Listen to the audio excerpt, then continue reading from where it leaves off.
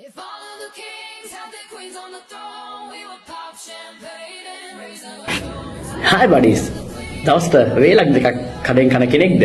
එහෙනම් ඔයා අහන්න ඕනේ කතාවක්. අහන්න ඉස්සලා මාව Instagram follow කරන්න. You can get the more tips. Ajinomoto. මොනවද මේ අජිනමොටෝ කියලා කියන්නේ? නැත්තම් MSG නැත්තම් මොනෝසෝඩියම් ග්ලූටමේට්. අපි එහෙම කිව්වොත් අඳුරන්නේ නැහැ විද්‍යාත්මක නාමය තමයි මොනෝසෝඩියම් ග්ලූටමේට්. අජිනමොටෝ. අජිනමොටෝ කියලා කියන්නේ ඇත්තටම brand එක නමක් නැත්නම් company එක නමක් Japanese company එක නමක් මේගොල්ලෝ තමයි 1850 මේ MSG කියලා කියන්නේ මොනෝසෝඩියම් ග්ලූටමේට් මේ ලෝකෙට හඳුන්වා දුන්නේ මොනෝසෝඩියම් ග්ලූටමේට් නැත්නම් අජිනමොටෝ කන්න හොඳයිද නරකයිද මේවා මොනවාගෙන්ද හදන්නේ මේකයි තියෙන ගැටලුව.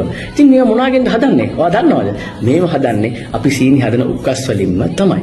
උකස් වලින් ඉතිරි වෙච්ච දේවල් මේ සියලු දෙනා අරගෙන මේ fermentations කළා ක්‍රිස්ටල් ආකාරයට මේ අජිනමොටෝ කියන දේ අපිට ලැබෙනවා. දැන් අජිනමොටෝ කන්න හොඳයිද?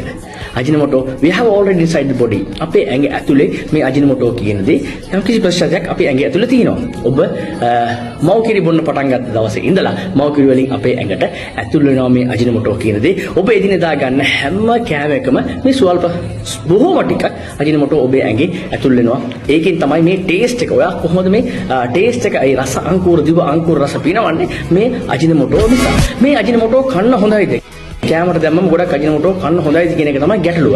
දැන් මේ අජිනමොටෝ නිසා අජිනමොටෝ කාලා ලෙඩ රෝග වුණා නැත්නම් අතුරු ආබාධ ඇති වුණා කියලා කිසිම රිසර්ච් එකකින් හොයාගෙන නම් නැහැ. හැබැයි එක ප්‍රශ්නයක් තියෙනවා. අජිනමොටෝ දැම්මම ගොඩක් කන්න පුළුවන්. ගොඩක් කාලා නම් ගොඩක් කට්ටිය ලෙඩ වුණා කියලා නම් රිසර්ච් වල සඳහන් වෙලා තියෙනවා. දැන් නම් ඔන්න මගෙත් එක්ක රන්නෝට එන්න එපා. මං අජිනමොටෝ කන්න කියන්නෙත් නැහැ. කන්න එපා කියන්නෙත් නැහැ.